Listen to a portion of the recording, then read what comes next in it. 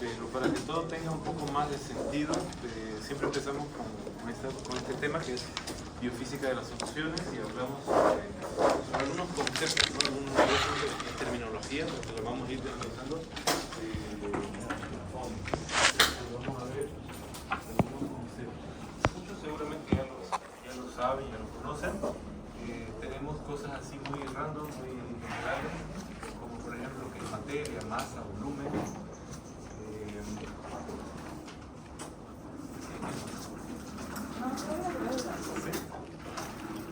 Para mí sí, por favor. Hasta que nos den el auditorio. Para mí sí.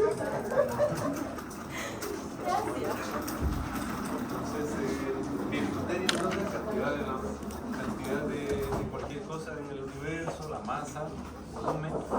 Ahora, lo que me parece interesante ya para ir entrando en temas es concentración y solución. O sea, nosotros siempre vamos a tener alguna disolución, alguna mezcla entre dos componentes, siendo uno el de mayor cantidad y el de menor cantidad. Entonces, el de mayor cantidad generalmente le decimos solvente. Solvente puede ser agua, puede ser cualquier medio acuoso, líquido. Generalmente es líquido, pero resulta de que puede ser gas o incluso sólido también, pero es el solvente. Y una sustancia que la vamos a tratar de dispersar o diluir en este solvente, que es el soluto. Entonces ahí creando una solución.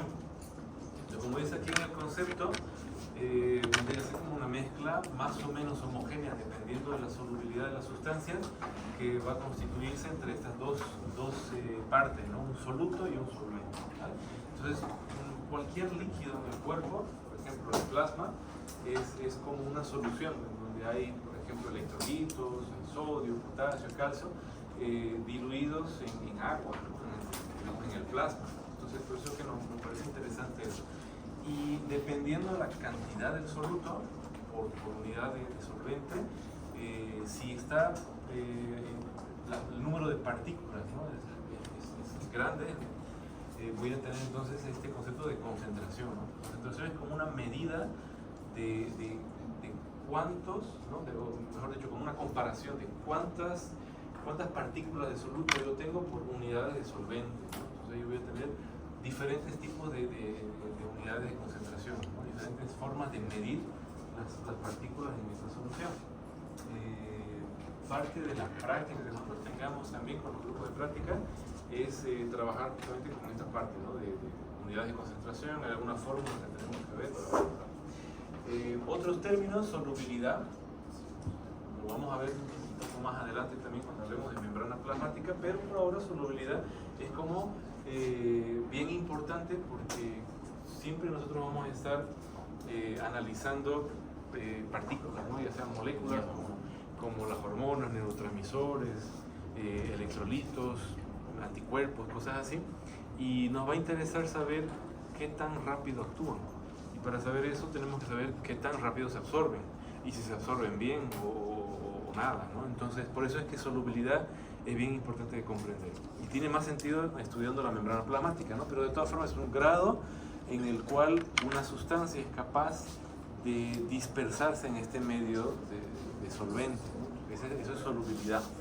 Puede ser afectado por algunos factores, como por ejemplo la temperatura, el pH, la presión, ese tipo de cosas, y obviamente la naturaleza química de la sustancia, o sea, si es lípido, si es proteína, si tiene carga eléctrica o no tiene carga eléctrica, todo eso va a alterar el grado en la que es capaz de interactuar con su medio acuoso alguna sustancia, ¿no? Entonces eso es importante.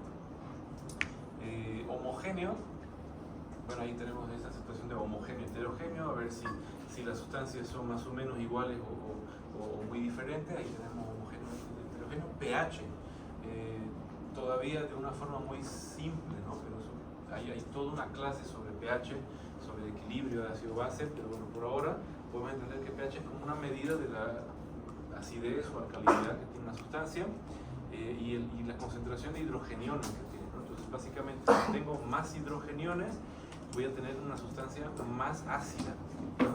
Y si tengo menos hidrogeniones, o algunos libros incluso hablan sobre la cantidad de hidroxilos que tiene como equilibrio químico, entonces voy a tener una alcalinidad. Básicamente un ácido, eso no está acá, pero es importante saber que un ácido es cualquier sustancia que es capaz de donar protones, y siendo estos protones cargas positivas, ¿no? Entonces yo dono una carga positiva, me convierto en ácido. Entonces como yo pierdo una carga positiva, yo me cargo negativamente. Entonces el ácido, cuando está disuelto, ¿no?, en las soluciones, generalmente toma una carga negativa. ¿Okay? Entonces por ende, todas las cargas negativas, o todas las moléculas que tienen cargas negativas, tienen una naturaleza más o menos ácida. Y alcalino es lo contrario, ¿no? Es cuando yo acepto el protón, acepto la carga positiva, y como yo acepto el protón, justamente eso toma una carga positiva, ¿no? Entonces todas las sustancias que tienen carga positiva tienen una naturaleza más o menos alcalina.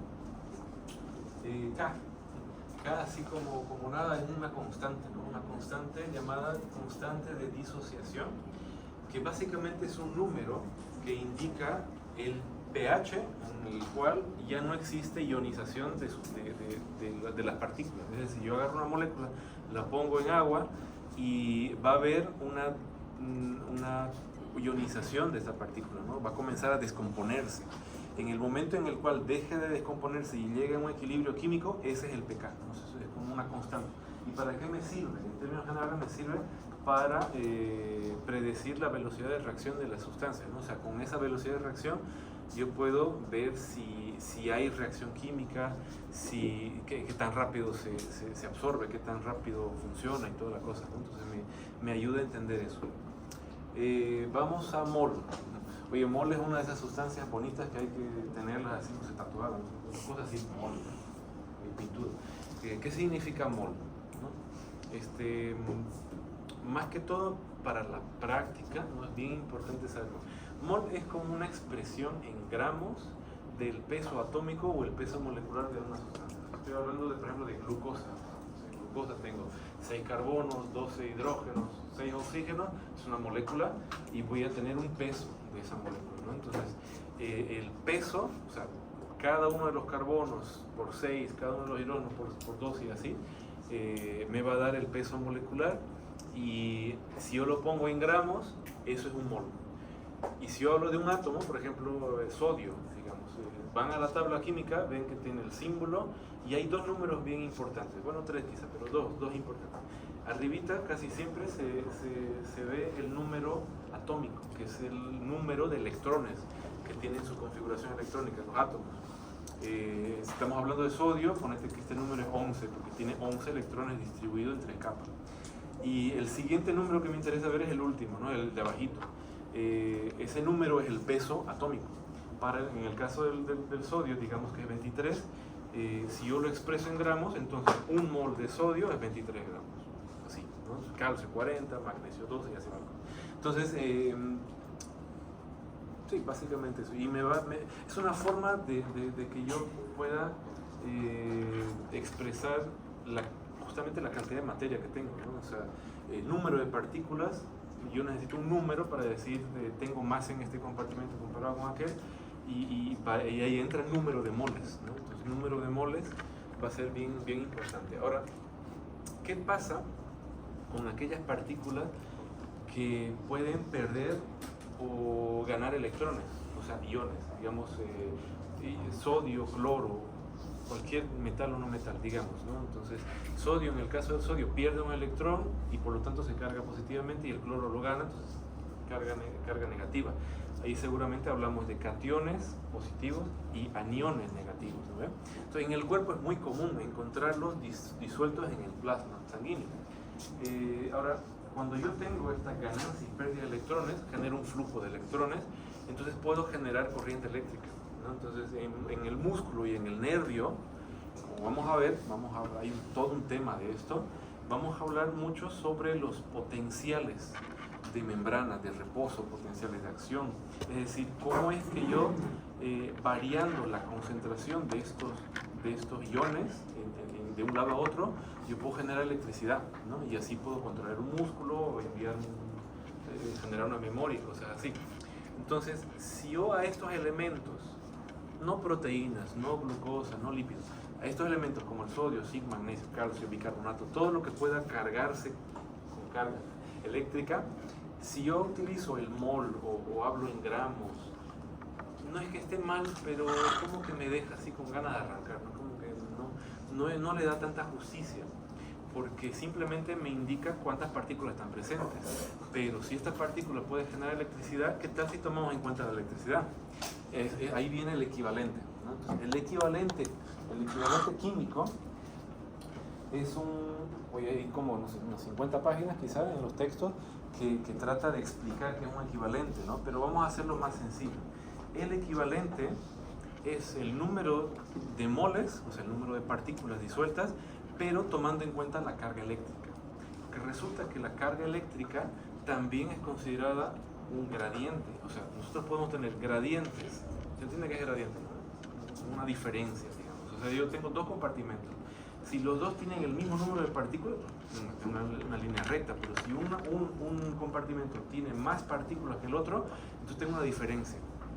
Y al generar esta diferencia, yo lo que ocasiono es la posibilidad del paso de una sustancia de un compartimento a otro. Ya vamos a hablar de eso, ¿no? Hablo de gradientes, ¿no? Entonces, diferencias de potenciales. Cuando yo hablo de cargas eléctricas, eso también genera diferencias de potenciales, pero vieron que algunos elementos tienen, por ejemplo, carga más 1, otros tienen carga más 2, otros tienen carga más 3. Resulta de que osmóticamente, y osmosis significa, ya vamos a ver ahora, osmosis significa el paso del agua o del solvente. Osmóticamente, si yo tengo más 3 o más 2 de carga, es como tener el doble de poder osmótico. Entonces, por eso es que el equivalente es interesante, es importante conocerlo. ¿Okay? Entonces, el equivalente es eso, número de partículas, pero tomando en cuenta la carga eléctrica de los sustancias. ¿Ok? ¿Bien? Y ya vamos a ver en la parte práctica cómo es que el trabajo. Pues vamos a la siguiente persona. Calor. ¿Qué calor que hace? Sí, pero ¿cómo podemos definir calor? Yo digo así, mira, no está la palabra más importante que es energía y no se puede describir calor que es. Vamos primero a explicar qué es energía. Resulta de que nosotros tenemos, para que una reacción química ocurra, por ejemplo, dentro del organismo, y vamos a pensar que ocurren muchas reacciones químicas, ¿vale? Pero tenemos como dos entes, ¿vale? El sistema, que es la olla donde voy a poner mi ingrediente y va a salir la salsa, ¿vale? Y tengo el universo, que es como el ser maligno, así que, ¿no? Yo digo maligno, pero es una cosa así que controla la reacción, el cocinero, ¿no? Entonces yo tengo así el universo y tengo el sistema. El sistema puede ser cualquier cosa, puede ser un entorno extracelular, puede ser una célula, puede ser cualquier cosa, la sangre. Ahora, yo necesito, estamos haciéndonos un espagueti o algo, necesito que esta salsa pues toma de forma, vamos a ponerle un poquito de ajo, un poquito de cilantro, no sé, y necesito que hierva. ¿Cómo le hago que hierva? Necesito energía, necesito que comience a ver la magia aquí. Entonces lo mismo pasa con la célula o con cualquier cosa. Yo necesito ponerle salsa, necesito ponerle energía. Con esa energía, entonces las partículas van a comenzar a moverse y van a comenzar a reaccionar entre ellas, ¿ves? Ahora, existen dos tipos de energía. La energía que sí se puede utilizar y la que no. O sea, la energía que está ahí para hacernos felices y la energía que sí la podemos utilizar. Entonces, la energía que sí podemos utilizar o el sistema puede utilizar es la energía libre. ¿Okay? La energía libre. Esa energía libre va a hacer con que las partículas tomen un estado mayor de movimiento y así comiencen a reaccionar. El otro tipo de energía, mira que no está nada de eso aquí, y por eso me parece horroroso. El otro tipo de energía no es que no se use, sino que sirve para abrazarnos y decir lo estás haciendo muy bien. ¿Ves? Es como cuando estás haciendo la salsa y comienza a oler rico, nosotros decimos que estoy por buen camino, ¿no? Me va a salir linda la cena, no sé. Ahora, esa energía que aumenta el ego del universo, cocinero, es la entropía. ¿Vale? ¿Cómo definimos entropía? Definición del libro, ¿no? O sea, mirad la definición del libro. La entropía es el grado de desorden del sistema. No te dice nada, ¿no? O sea, si nosotros leemos del libro el grado de desorden del sistema, ¿qué hago con eso? O sea, ¿cómo? No me dice nada. Pero básicamente es así. para que todo funcione en la vida necesitamos movernos, necesitamos desorden, necesitamos rock and roll. Entonces, eso es entropía, es el grado en la que yo voy a ser capaz de aumentar las posibilidades de movimiento. Pero es una energía que no se utiliza, pero que tiene que aumentar para que el universo siga cocinando. ¿Okay? Entonces, básicamente, si yo tengo un alto nivel de entropía, la cosa va a ir bien. Y si tengo bajo nivel de entropía, la cosa no va a funcionar. Básicamente. ¿Okay? Ahí voy a hacer una pausa para decir una cosa, ¿no? O sea, a veces uno estamos leyendo el libro y nosotros tenemos que tener en cuenta, cuando estemos estudiando cualquier cosa, principalmente terminología nueva, yo digo así, tres cosas, ¿no? Tener en cuenta la definición del libro, o sea, la definición clásica. Por ejemplo, entropía, ¿no? Grado de desorden sistémico. Tiene que ser bien definida, ¿no? O cuando definimos, no sé, pH, por ejemplo, tiene una definición matemática el pH, ¿no? Concentración negativa, ¿no? El logaritmo negativo de la concentración en los cañones. Esa es la definición del libro. Pero al mismo tiempo yo también tengo que tener dos cosas más. Tengo que saber la aplicabilidad de eso, o sea, para qué me sirve saber eso. Y tengo que saber una definición, digamos, más conceptual. Tengo que saber la magia. Entropía, no sé, yo lo asocio, si me imagino un montón de cosas pasando al mismo tiempo, una cosa así literal, randomness, ¿no? Y eso es entropía, ¿no? Entonces, cuando estén estudiando, obviamente que para las pruebas, mira, si yo te digo definición de entropía, definición de texto, randomness, ¿no? ¿Qué es salud? ¿Cómo lo define la OMS salud? Tiene que ser de pe a pa lo mismo que está en el texto, ¿no? Que definición. Pero si yo te digo, explica qué es entropía, explique la utilidad de la entropía, es diferente. Porque ya no me sirve que el grado de desorden, me sirve que ustedes expliquen, digamos, no le van a meter el cocinero en el examen, ¿no? Esas cosas no. Porque a veces estos exámenes llegan a la carrera, imagínate pues que va a hablar, ¿no? El profesor está enseñando macana, ¿no? O sea, ¿qué es eso, no? Pero a veces didácticamente va, ¿no? Para que nosotros entendamos. Entonces, bueno, oye, ¿y qué es energía para empezar? ¿Qué es energía? ¿Quién me puede decir qué es energía? Por acá. Por allá. ¿Estás sintiendo la energía o qué? ¿Ah? ¿Estás sintiendo la energía o qué? Estoy sintiendo energía, es mi detector de energía. Y está abajo, mira. Entonces, energía, a ver, si nosotros vemos la definición del libro, que está bueno, dice capacidad para realizar un trabajo. Ahora, ese trabajo puede ser mecánico, puede ser eléctrico, puede ser luminoso, puede ser químico, puede ser un montón de cosas, ¿no? O sea, el trabajo no siempre va a ser mover un músculo, por ejemplo, y levantar una pesa. El trabajo puede ser, en términos de la célula, que el ligando, que alguna molécula se una con su receptor, que abra un canal, un transportador, genere gradientes de concentración. O sea, el trabajo significa varias cosas, ¿no? Genera un impulso eléctrico, ¿no? ¿Ok? Pero vieron cuánta cosa bonita hay acá, ¿no? Calor. Pero no, todo esto, toda esta historia para explicar qué es calor. ¿Qué es calor, hombre? O sea, resulta de que cuando yo tengo las reacciones químicas, energía libre sirve para reaccionar. Entropía para darme el abrazo al universo y para decir, oye, está rica la salsa. Y una vez que se chocan las partículas, generan esa fricción, esa otra energía, pero que se pierde y que no la puedo utilizar, pero que es una muestra de lo que pasó acá adentro.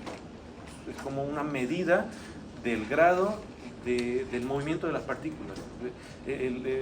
Uno hace así en la olla, oye, está caliente, ¿no ve? Quiere decir que algo se coció ahí, ¿no ve? O está sucio, está todo sucio y quiere decir que algo pasó ahí. Ese es el calor. Entonces me sirve para más o menos una aproximación del grado de reacción de las partículas, ¿vale? Eso es calor.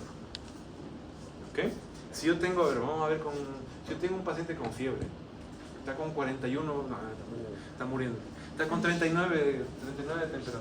¿Qué significa? Versus uno que tiene 38. Está más grave, ¿no? O sea, está pasando más cosas aquí en el de 39. ¿Pero qué es temperatura? Tampoco está acá. ¿Qué es temperatura? Básicamente, temperatura es como una medición, ¿no? Un grado del movimiento de la energía cinética que está habiendo en ese momento, ¿no? Entonces las partículas están moviendo, chocándose y eso genera cierta energía y yo lo puedo medir con temperatura, ¿no? Mientras más temperatura, más movimiento, más fiesta, ¿no ves? Entonces, cuando yo tengo pacientes con, digamos, con fiebre, la fiebre vendría a ser una expresión de qué tan buena está la fiesta. Y el de 39 se está divirtiendo mucho, mejor dicho, las células, ¿no? O sea, tenemos los neutrófilos, los linfocitos peleando con los estreptococos por acá, ¿no ves? Ese está más grave. ¿Se entiende ¿no? El feeling, ¿no? Eso, básicamente, ¿ok? Ahora vamos con algo bien potente. ¿Qué es difusión? Ahí está el copia, ¿no? Yo después lo explico. ¿Qué es difusión? Por acá, energía.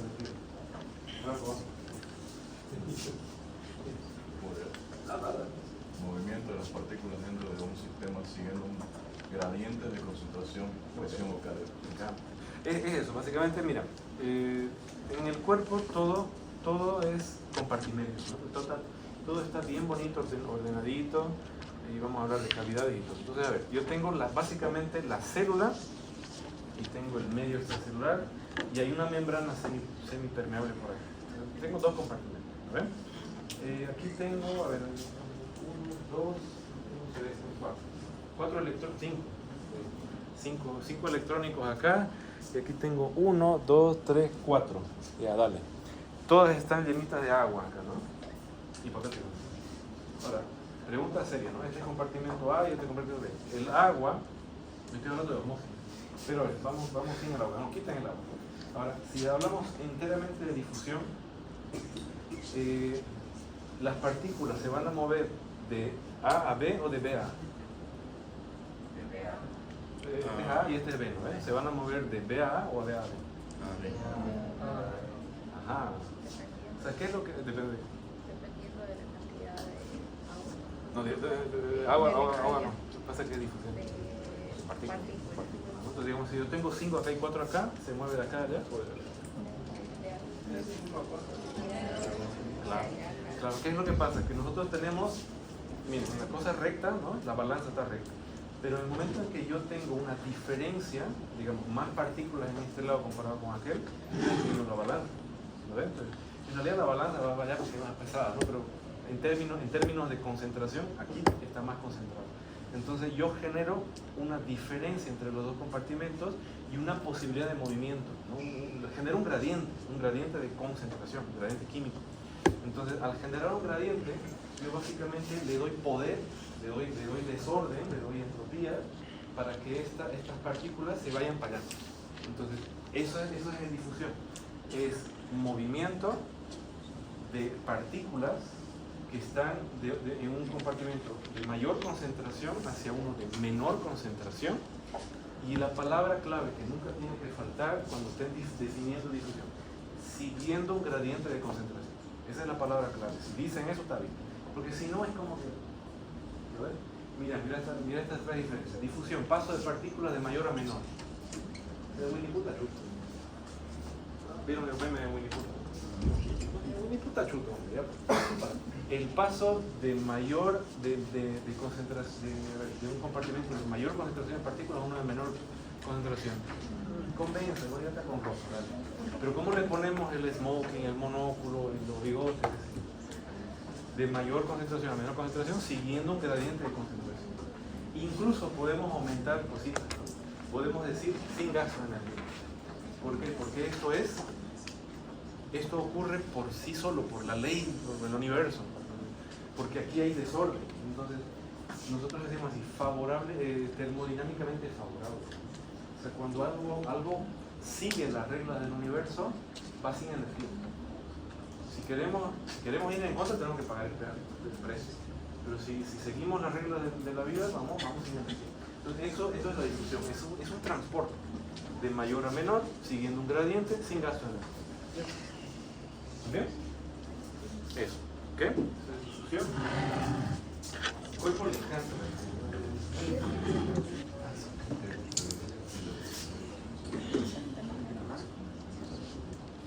Claro, ahorita vamos a ver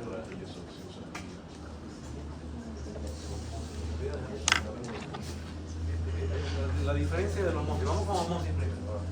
La osmosis es parecida. Por si acaso es osmosis. ¿Cuál es? Creo que osmosis sale más, como que suena más antiguo, más. Da más miedo, ¿no? Ya le pusieron el acento al principio. Pero vamos. ¿Cuál es la diferencia? En el caso de la osmosis tenemos lo mismo. Dos compartimentos separados por una membrana semipermeable. Ahora le voy a llenar de agua. Ahora sí, vamos con solvente, ¿no?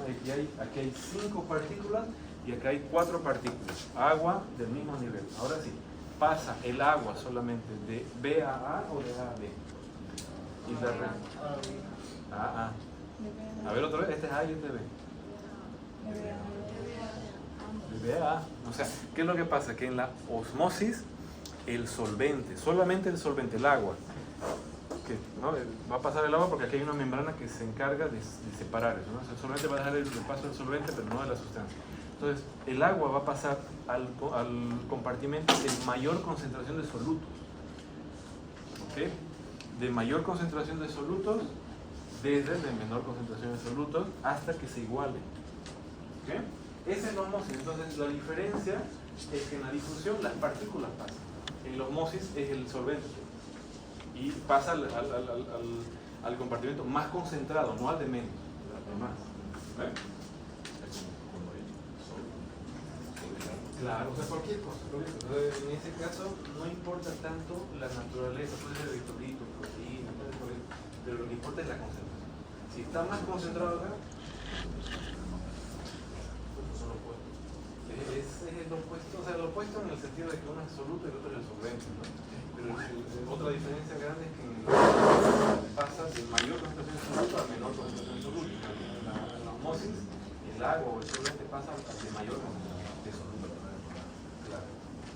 Ahora aquí tenemos algunos términos que son importantes, ¿ya?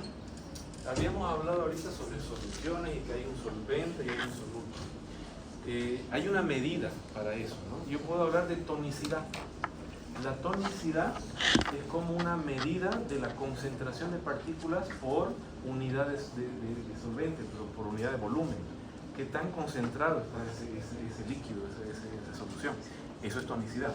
Ahora, dentro de esa tonicidad, por ejemplo, tonicidad plasmática, ¿ve? Yo agarro, saco una muestra de sangre y veo cuánto tengo de sodio, cuánto tengo de potasio, de bicarbonato, de glucosa, de proteínas, y obtengo una medida de la concentración de ese plasma. Y obviamente hay valores normales para eso, ¿no? Entonces, nosotros tenemos la osmolaridad plasmática, digamos, normal, por decir así. Ahora, hay algunos términos que surgen, por ejemplo, como van a escuchar siempre, ¿no? Isotónico, hipotónico, hipertónico. ¿Qué significa?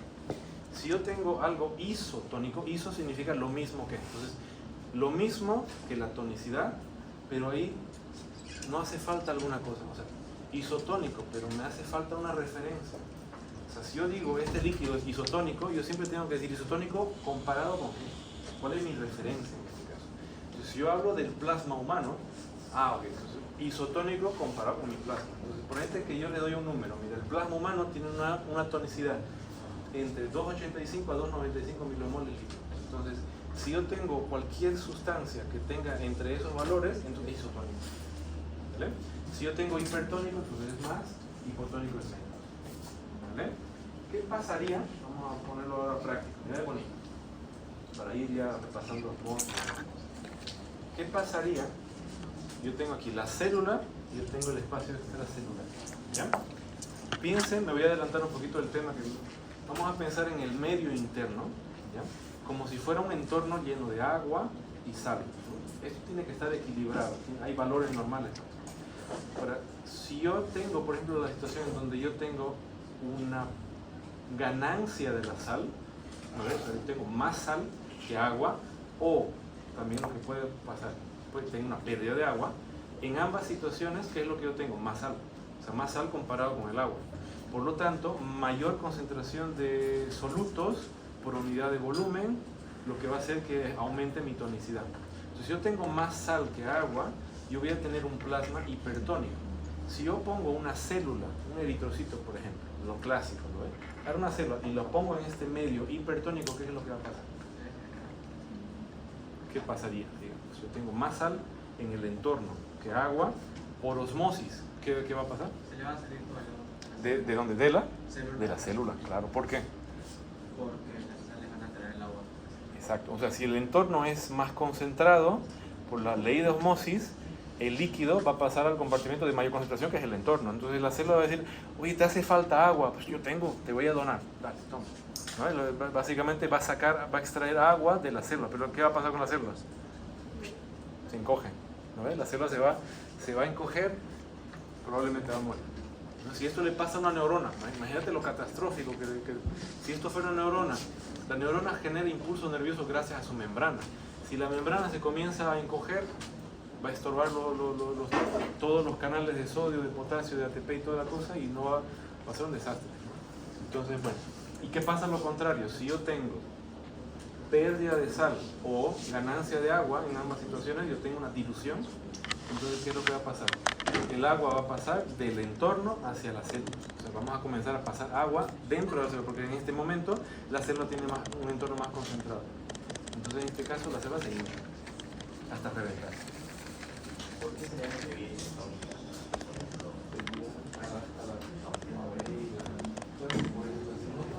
Calculamos, yo también sé cómo calculamos.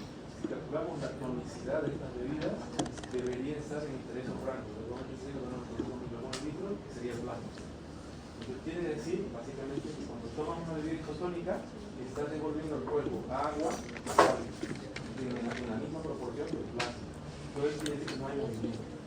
Pero, por ejemplo, ¿cuándo tomarías o sería interesante tomar una bebida hipotónica? Por ejemplo, tengo entendido que el Gatorade es hipotónico y el Powerade es hipotónico. Por ejemplo, si haces deporte, el calor de grasa y pierdes mucho sudor con mucho electrolitos, ¿qué pasó? Disminuiste la sal. Más sal que agua. No, obviamente sudar, disminuiste más sal que agua. Entonces aquí tienes que devolver sal, más sal que agua. Una bebida hipertónica. Pero si sudaste muchísimo y no perdiste tanta sal, y la pérdida es más de agua que sal, entonces ahí necesitas una bebida hipotónica para devolver más agua. Y si nosotros estamos en duda, lo mejor es tomar isotónico. Porque en isotónico se devuelve sal y agua. El cuerpo va a eliminar agua. Básicamente eso. ¿Okay? Eso, por ejemplo, no solamente para la hidratación, pero para las diarreas es importante, ¿no? Las diarreas pueden llevar a diferentes tipos de deshidratación. Importa también los pacientes, ¿no? Porque, por ejemplo, si hablamos de pacientes ancianitos versus un niño, es diferente. Eso lo vamos a ver en el tercer tema. ¿Okay? Osmosis. Ahora que sabemos que es osmosis, que existe un grado de concentración que es la tonicidad plasmática. Si estamos hablando de plasma, ¿no? Pero puede ser cualquier cosa, tonicidad. Ahora vamos a explicar qué es la presión osmótica. Presión como tal, presión, así como definición, presión, es una fuerza que actúa sobre una superficie. ¿No? Es una fuerza sobre una superficie, un área de superficie. Claro. ¿Pero qué es presión osmótica? Digamos que nosotros somos un compartimento y cada uno de ustedes una partícula. ¿Ven? En la otra clase de al lado seguramente lo mismo. Y vamos a pensar que somos más numerosos en esta sala. Entonces vamos a generar un movimiento osmótico de agua hacia este compartimento. Belleza. Ahora, yo como partícula, ¿qué es lo que va a pasar? Mientras más concentrado estamos, en algún momento yo me voy a apoyar acá, ¿no? Porque no va a haber silla para mí. Oye, ya no hay silla acá. Mira, ya no tengo. Me voy a apoyar acá, ¿no? Ahora, ¿qué es lo que estoy haciendo yo? Estoy como partícula ejerciendo una fuerza sobre una superficie que vendría a ser la pared, digamos, de esta, por ejemplo, un vaso sanguíneo. Pero, ¿para dónde está yendo la dirección de la fuerza? Hacia la membrana. Hacia la membrana, ¿no ves? ¿Y el agua para dónde quiere venir? Hacia acá. Entonces mira cómo choca, ¿no? Y entonces yo me estoy oponiendo al movimiento de la osmosis. Entonces, ¿cómo se define la presión osmótica? La presión osmótica se define así. Es una presión ejercida por cada una de las partículas, pero que se opone al movimiento osmótico. Pero contradictoriamente o no tan intuitivamente, mientras más presión osmótica tiene un compartimento, más osmosis, porque es más concentrado. ¿Tiene sentido? Sí. Esa es presión osmótica.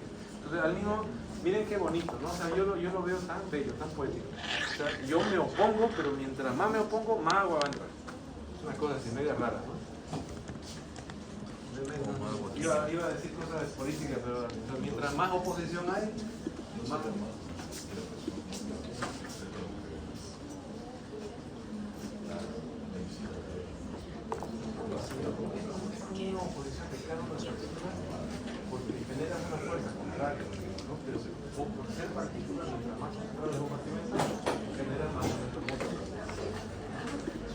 media rebeldía, es una rebeldía de la vida. No, es una rebeldía. Es como cuando yo les digo, mira, oye, no hagan estas cosas y la hacen. ¿Vieron esa situación? ¿Verdad? Como cuando a un niño le dice, oye, no toques, no hagas, y lo hace. No sé, el experimento psicológico. Yo les digo así, mira, oye, no pienses en un elefante blanco. Ya está. Es lo mismo. Presión osmótica se opone, pero al mismo tiempo jala. Ok. Membrana. Membrana tenemos una clase entera de membrana. Por ahora, la membrana controla. Una de las funciones de la membrana, a regalo del spoiler de la clase. La membrana no solamente genera el gradiente de concentración, porque ya tiene bombas, que transporta, transportadores, sino que controla. Cuando algo le pasa a la membrana, las células tienen problemas. Cuando digo problemas es porque va a morir. Porque en realidad sí. No puede haber imperfecciones. La membrana tiene que estar intacta, íntegra. Si algo genera una perturbación en la membrana plasmática y no puede controlar el flujo de iones, se muere. ¿Okay? Y esa es la estrategia más utilizada para los antibióticos. O sea, los antibióticos lo que hacen es crear poros en las paredes bacterianas, generando una pérdida de control de flujo y ahí muere. ¿Okay? Bueno, membrana, presión, osmosis. ¿Qué son las propiedades coligativas? Presiones coligativas. Es todo lo que depende del número de partículas más que la naturaleza de la partícula misma. Es decir, ahí no importa si yo tengo proteínas, si tengo carbohidratos, lípidos, electrolitos. Importa cuántos hay. ¿Verdad? Es como una fiesta, ¿no? Voy a llamar, oye, ¿hay gente? Hay de segundo, de primero, tercero, interno, residente, urgente, todo el mundo hay. Oye, pero hay gente sí, claro. Mientras más gente, más linda la fiesta. No, menos. Esas son las propiedades coligativas. Una de las propiedades coligativas, varias, es la presión osmótica y es la osmosis. Entonces, en este caso, para la osmosis no le importa tanto qué partícula sea, pero si está concentrada, va. ¿Okay? No le interesa la carga eléctrica, no le interesa el tamaño. Y son trampas de examen, ¿no? Porque a veces les pongo así, una de estas, digamos, señale lo falso, alguna cosa, lo típico. Entonces, trampas es que la osmosis solamente depende de la presión, del número de partículas. No importa la carga, no importa el tamaño, no importa. Y ya va a generar algo. Para las otras propiedades sería interesante leerlas. Voy a poner aquí un poco y me arroja algo.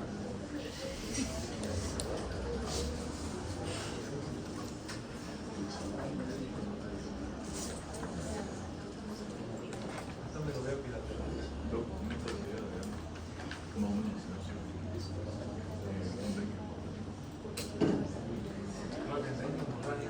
Porque normalmente piensa que pérdida de sangre por pérdida de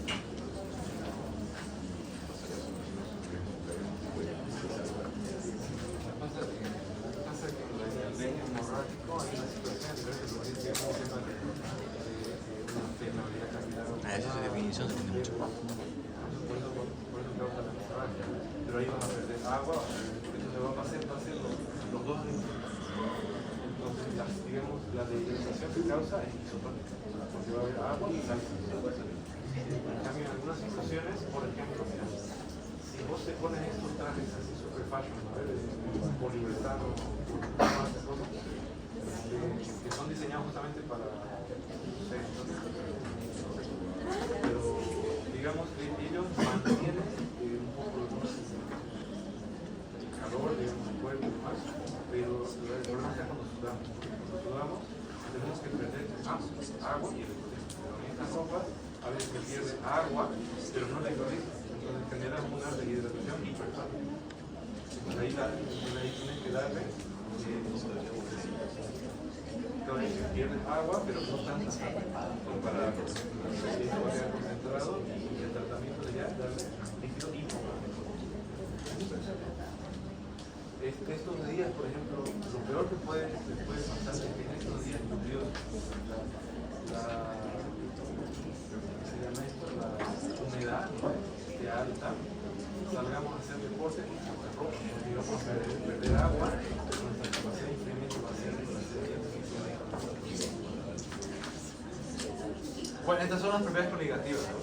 Son disminución de la presión de vapor, obvio, ¿no? O sea, si yo tengo un líquido concentrado, para que este líquido pueda volverse vapor, necesita energía, pero si está concentrado, necesita más energía todavía. O sea, el líquido va a querer ser vapor y va a sacar energía de donde sea para ser vapor. Esa es la naturaleza del líquido, del agua, por ejemplo.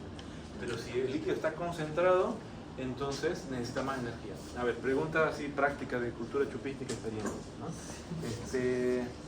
Si nosotros tenemos, o mejor dicho, la pregunta es, ¿cuál enfría más rápido? ¿Una taza de té o una taza de café? ¿Y por qué? ¿Cómo que de té? Ya pues, vamos a tomar té y café. A ver, hagan ese experimento. Pongan así un tecito, media hora para acá, y un cafecito, media hora para acá. A ver cuál enfría más rápido. O sea, digamos, por propiedad coligativa, el café tiene más partículas disueltas.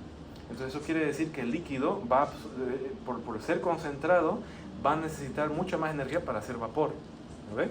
Entonces quiere decir que se va a enfriar más rápido. El agua, agua pura casi, ¿no? O sea, no sé, ahí dependerá si el té es negro, si el té es verde, no sé, pues ya. Esas son trampas de la vida, pero es así. Lo mismo pasa, por ejemplo, con la elevación del punto de ebullición. Si yo quiero hervir una sopa, y la sopa hoy es agua pura esa cosa, ¿no ves? Entonces, va a hervir rápido, ya está, ¿no ves? Llega a 100 grados, hierve y ya está. Pero si yo le voy metiendo cosas, no sé, huesito, papa, por acá, voy a necesitar más tiempo para hervirlo, ¿no ves? Lo mismo. Entonces, mientras más concentrado, más alto el punto de ebullición. Disminución del punto de congelación, lo mismo. Si tengo un compartimento concentrado, entonces el punto de congelación disminuye. A ver, vamos con la fiesta de nuevo. Estamos en la fiesta. La fiesta de yo no sé por qué. Después abro macana y me grabo. La fiesta está tan buena que se acabó las cositas, ¿no? La piñata. Y mandan algún desgraciado para comprar más. A la tarde. Le vendieron 2x1, 3x2, promoción especial, de carnaval, no sé cuánto. Y trajo, pero estaba caliente los drinks. ¿Qué hacemos? ¿Cómo lo enfriamos rápido? Tenemos que siga la ¿Ah? ¿Y por qué? Bien, te la sabes. ¿Qué es lo que pasa? Estás agarrando el medio, más concentrado, estás disminuyendo el punto de congelación y ellos se derriten más rápido, ¿no? Y obviamente se enfrían más rápido los tubos. Básicamente. Pero ese es el truco. Un bañadorcito, agua, hielo, sal, y siga la fiesta. Eso. Y por último, menos importante, la presión osmótica. A ver, ¿qué más tenemos acá? ¿Está todo bien? Ok, vamos a ver. Entonces, algunas cositas más. ¿Vale? Hemos hablado sobre tonicidad, un grado de concentración de partículas, pero también está esta otra que es parecida, que es la osmolaridad. ¿Cuál es la diferencia? Que yo tengo un compartimento con partículas, cada una de las partículas va a ejercer una presión osmótica sobre el compartimento que se va a oponer a la osmosis, pero va a generar más osmosis. Y si yo simplemente digo número de partículas por unidad de volumen, eso es tonicidad.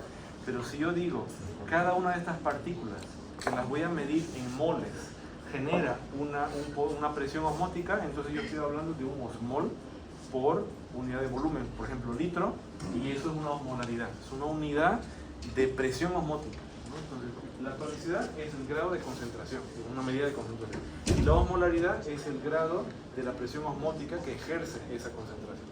Es parecido, pero digamos conceptualmente diferente, ¿no? Nosotros podemos tener, al final del día, si un líquido lo tengo concentrado, va a tener más osmolaridad. Entonces, si yo digo el plasma está hipertónico, obviamente el plasma está hiperosmolar.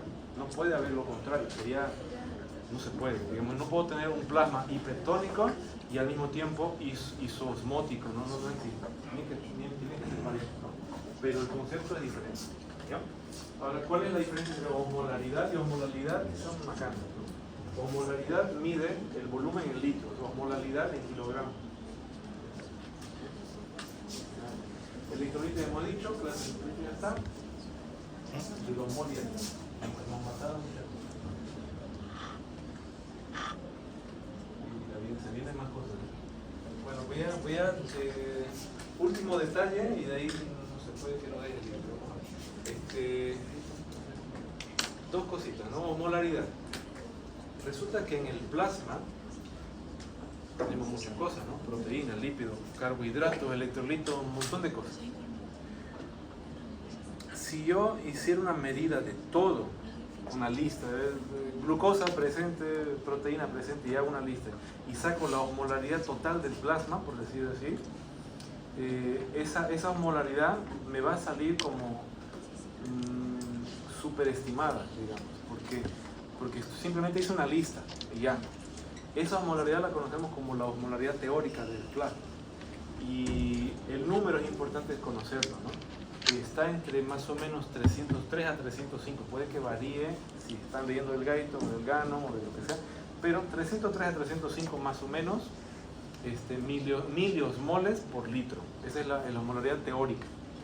Ahora, ¿por qué teórica? Porque en la práctica no pasa eso. Si yo digo así, mira, aquí yo tengo, ¿cuántos somos? 60 estudiantes, ¿no? 66. Ya digamos 60. Somos 60 estudiantes en la clase y simplemente yo asumo que los 60 me están atendiendo ahorita. No es realista, ¿no? Porque ya está pasando cositas. Entonces, en la osmolaridad plasmática es lo mismo. O sea, yo tengo la proteína acá, el lípido por acá, pero en términos prácticos, la proteína se pone a hablar aquí, el sodio está interactuando con el cloro y está pasando cosas allá. Entonces, en términos prácticos, las sustancias no interactúan al 100% siempre. Están unidas, están interactuando entre ellas, ¿no? Entonces, en la práctica, y no ejercen poder osmótico, por lo tanto. Entonces, en la práctica, la osmolaridad no es 305, ¿no?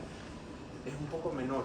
Y ahí nosotros hablamos sobre la osmolaridad efectiva, la osmolaridad real del plasma. Y esa osmolaridad real se calcula. Y adivinen qué viene ahora, el cálculo para la osmolaridad. Y eso lo dejo anotado, que no está acá. Lo anoten en la pizarra, lo pongo aquí. Aquí va a salir más limpio. Mira, hay una fórmula para calcular la osmolaridad plasmática. Lo voy a colocar así como osmolaridad plasmática. Y nosotros lo colocamos así: 2 multiplicado por 7.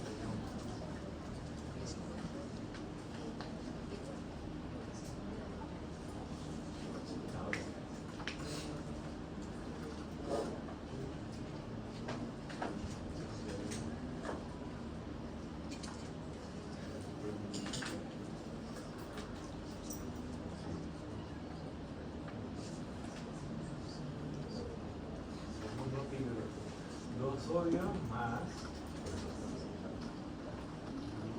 cosa, no, vamos a poner así, glicemia dividido por 18. La glicemia es importante que esté medida en miligramos de litro, más la urea y la urea lo mismo.